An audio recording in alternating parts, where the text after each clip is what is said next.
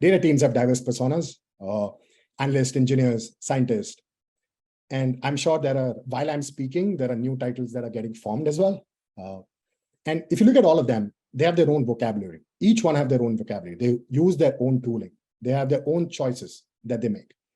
So just like if you look at Netflix, right?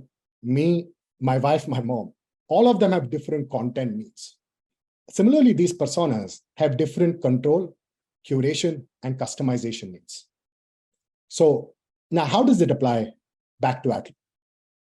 So on that, let's jump back again to our workspace and let's look at personas. So I'm going to now the governance section of this workspace.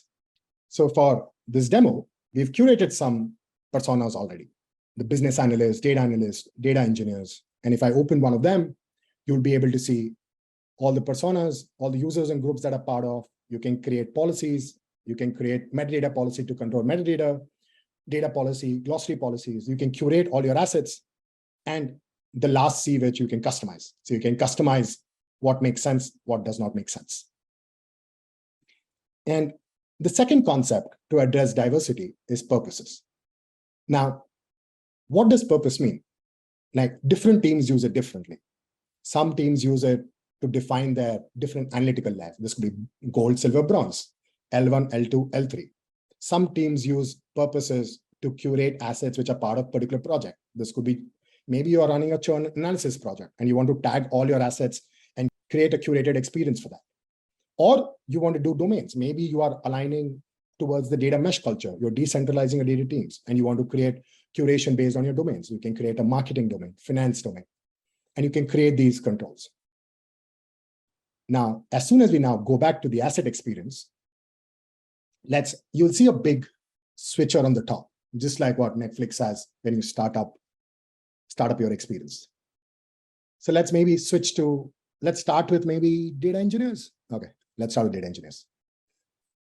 Now, if you're able to notice, as soon as I switch to data engineer, what happens is some of the power filters, which maybe for data engineers, it's not relevant, just vanished, and be able to curate different kind of metadata experience for data engineers. And maybe you'll be able to see much relevant when I switch to some other personas.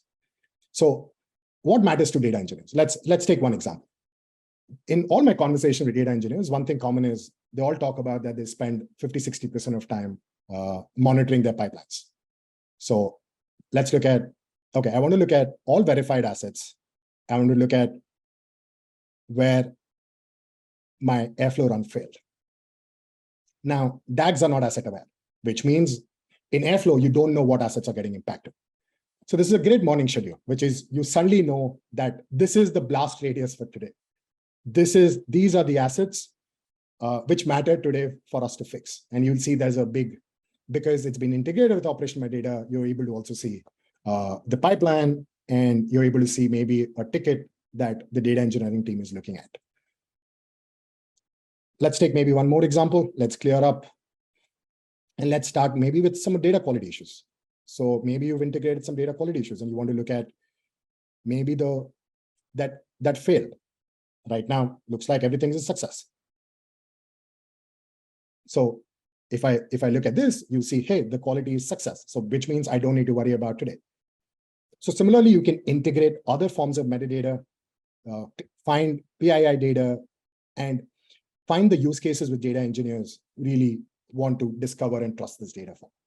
Now let's switch again the persona. Let's go to maybe data analyst. Now for data analyst, maybe one use case is they want to quickly find out maybe in Snowflake, what are some of the primary keys that I care about? So now as soon as I do this, I quickly get to know what are some of the primary keys that are available. I can find what table these are coming from. I can look at readmes if these are available, any resources that could be attached with this asset. So this could be one of the ways that they look at. The other thing we've seen with data analysts they look at, mostly they know what they're looking for because they've been working on similar assets for a while. So they can quickly, you have the traditional hierarchy view, which they're used to in their IDs, where you can find the assets and you can find all the schemas that they're looking at. And it quickly creates that discovery curation experience for that particular schema. Now let's switch to maybe the last persona. Let's switch to a business analyst. So let's clear up all filters and let's look at business analyst. Now, if you see business analyst has been only assigned maybe 12K assets. There is one table, there is a column, there are some terms, business concept, and a dashboard. But business users generally don't know the actual physical asset. They generally search like how I was searching, which is maybe some random keywords or some business concept that they know of. So Atlan's search experience surfaces those, looks at across the metadata and creates that relevance for bringing up those assets. Or sometimes it even goes like this, where they search things like MRR, which are just business concepts. So if you, on the top, if you see, it also surfaces the business concepts. But there's an interesting thing that happened. You also see a physical asset, Instacart snack order time. Now, this MRR is not available in the technical metadata. But because there was a business term or the semantic term MRR that was linked to this, it starts surfacing for someone like a business user. So as long as the semantic layer is curated, business users will be able to search with business concepts and don't need to know the actual technical metadata that exists in the sources. The other interesting thing that they have is they can download a quick sample. So let's look at Instacart snacks order time. They don't need to ask for access. If they need a sample data, they can quickly click this sample data.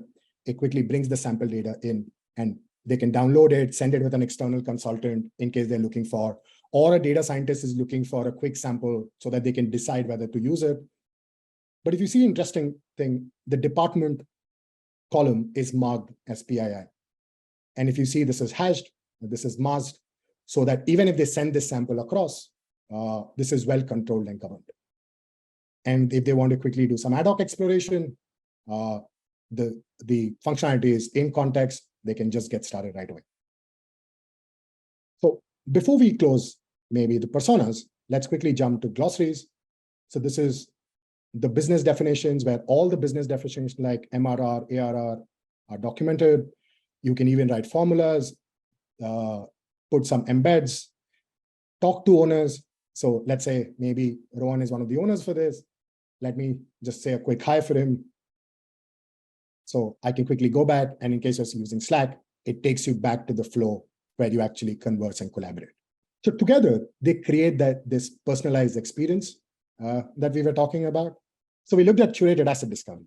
We were able to set up some personas and purposes, and we were able to see curated asset discovery experiences, whether this was filtering by tags, hierarchy, custom metadata, operational metadata, and based on the personas, they were able to find the relevant assets that they're looking for.